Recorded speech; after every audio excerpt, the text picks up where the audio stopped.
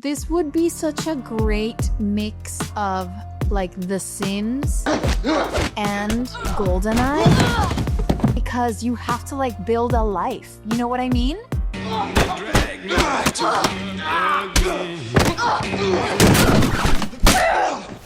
What's up, IGN Fan Fest? I'm Michael here with Simu Liu, Melissa Barrera, and the fight coordination team from the Peacock original series, The Copenhagen Test.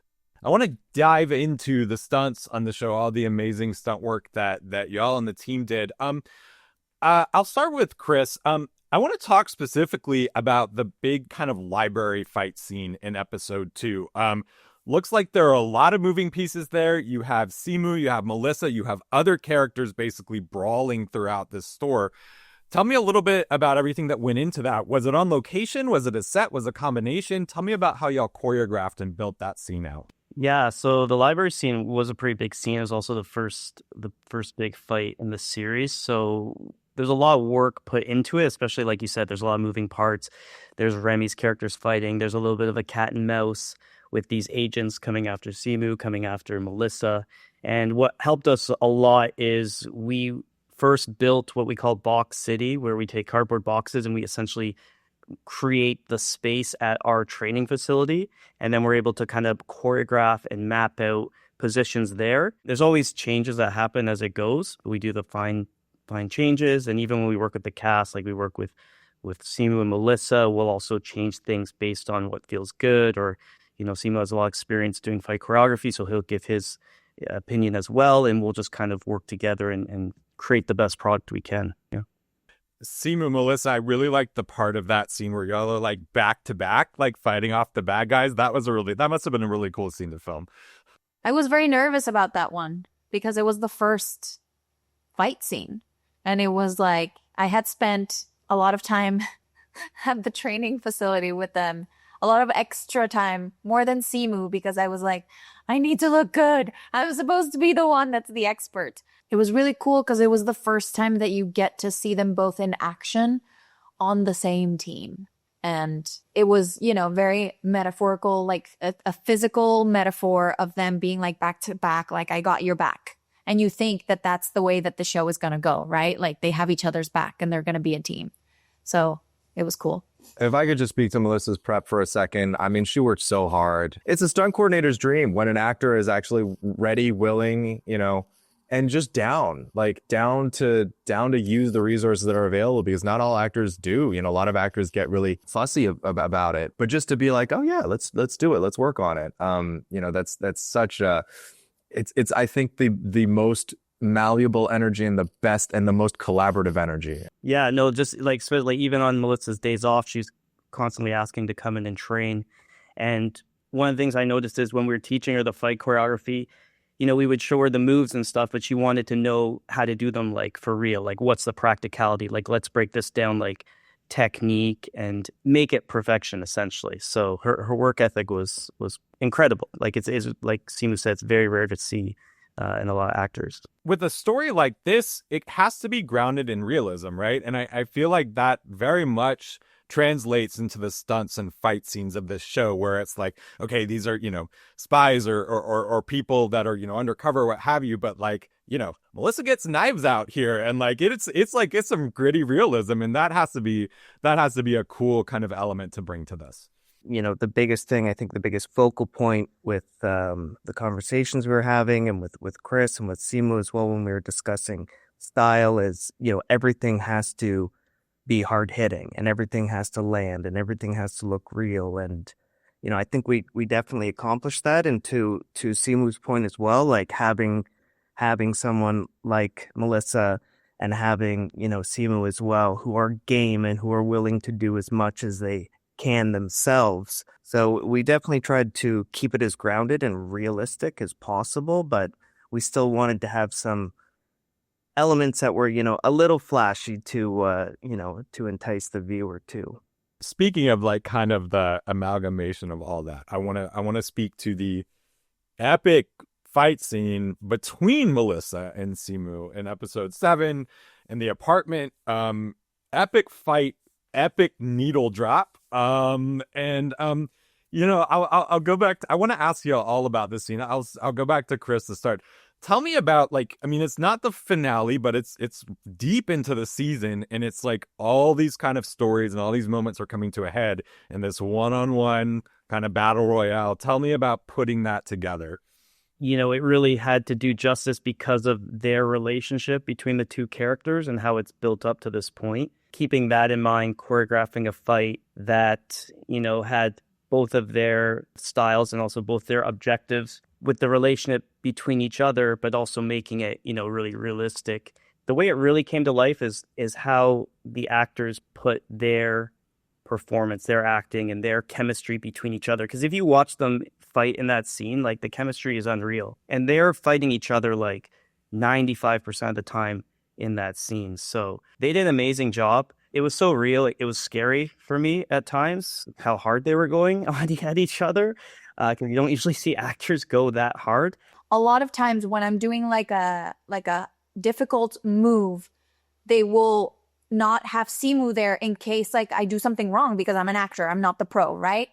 And they'll have Simu stunt double to protect Simu because he needs to be on camera, and vice versa. When Simu needs to do like something really hard, they'll put my stunt double in. But Simu and I were like, no, let us do it. It's supposed to be that, right? And the acting and like the storytelling that goes beyond the physical fight is really cool to be able to do together. And so they trusted. That's why I wanted to train so much, because I didn't want to punch Simu accidentally. I just wanted to like drill it so that we could do it together. And that was like the fun part of that day, because we actually got to be in it together for, like Chris says, like 95% of the time. They didn't let me do like a fall. And I was like, I can do the fall. And they were like, no, you're not going to do the fall. And then Simu ended up getting kicked in the face, not by me. Yeah, the one part, yeah, like, that you weren't in. I would have kicked him.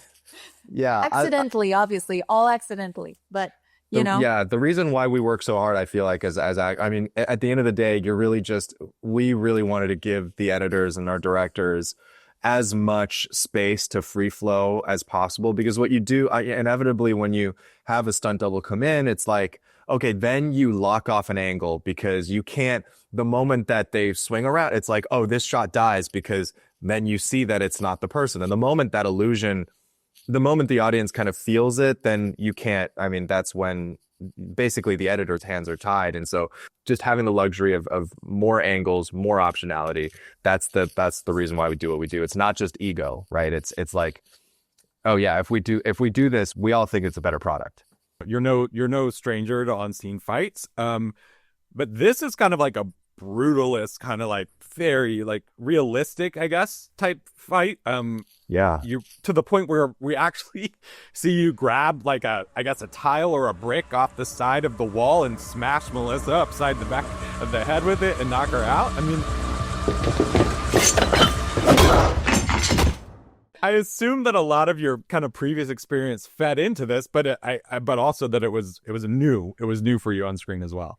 For Shang-Chi, the action language is very different. It's very kind of wuxia and wushu inspired. So there's a lot of flourishes. There's a lot of very, very stylized movements and parries that you wouldn't see in a street fight. Whereas, I feel like Alexander's world and the world of spies and the orphanage and Michelle, it's like, it's very much rooted in military tactics. And I think that's where we started with Chris and James giving us kind of a palette of like, okay, here are all of these moves that we're thinking. And, as time went on, it was great for us to like feel what was working too. We were really leaning into elbows and knees and like using the environment, things that if you were in a street fight and you happen to not have any superpowers or didn't know Kung Fu, this is what you would do. Even getting to a point where we were like, we used to have these like kicks. I think we had like a side kick at one point, and then we were like,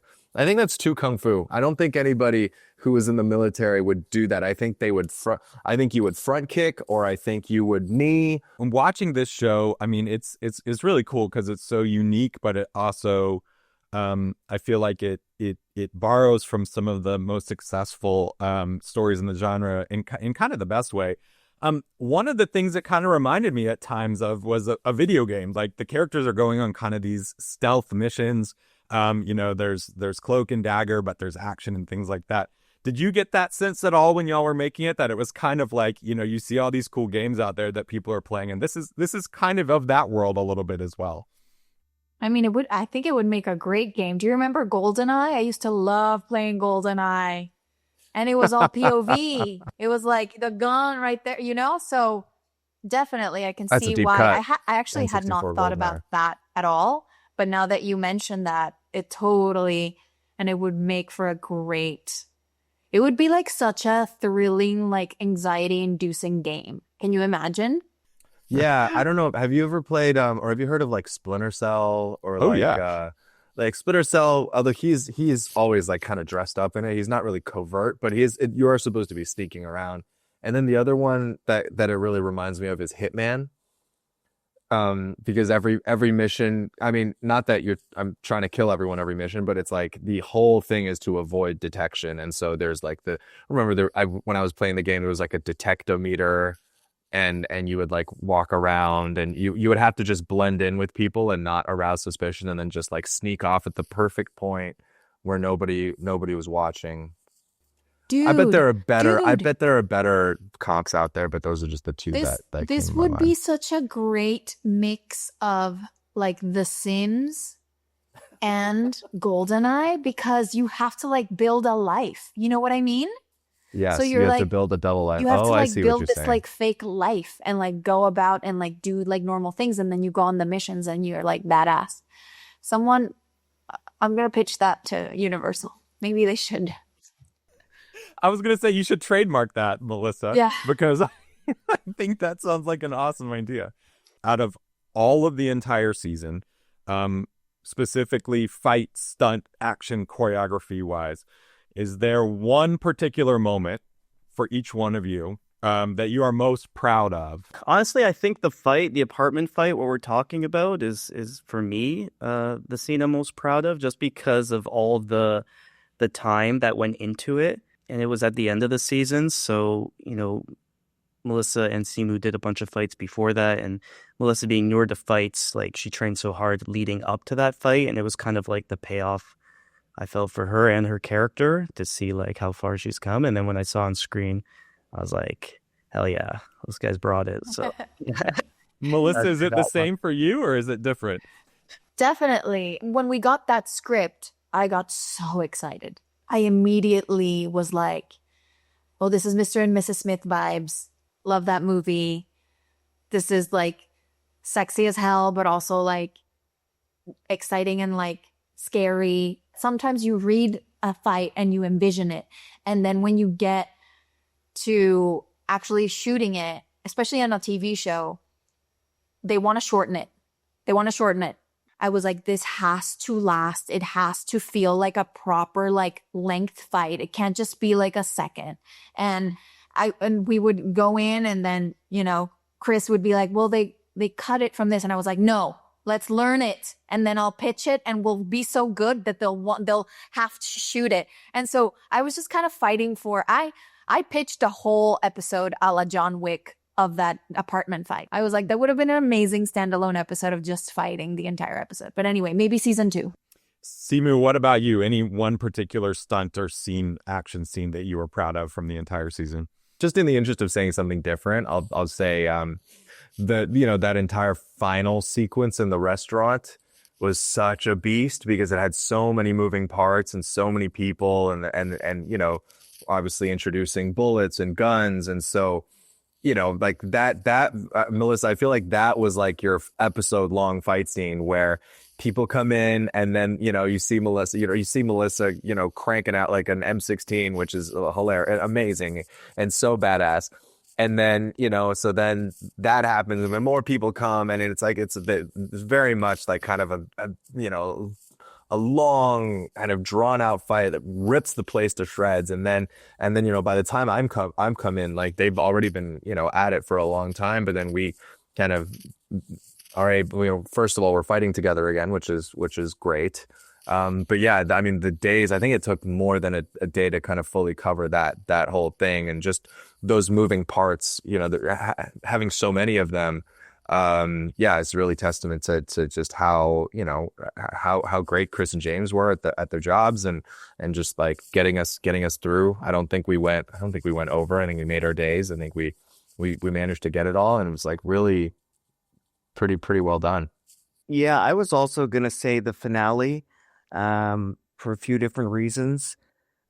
Like Melissa was saying, like there's always time constraints, especially with television, and as the season goes on, they will try and reduce. Action days usually get cut first.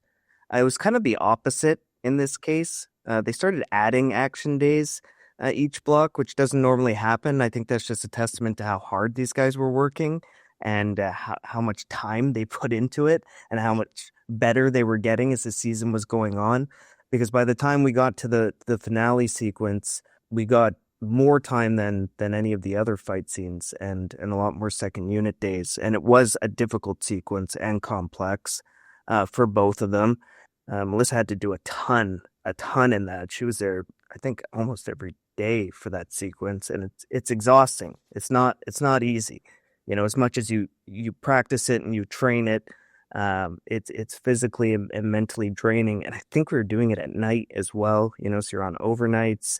It's a great product. Like, they really brought it. They put in the work, and I'm really proud of that scene and what the team accomplished.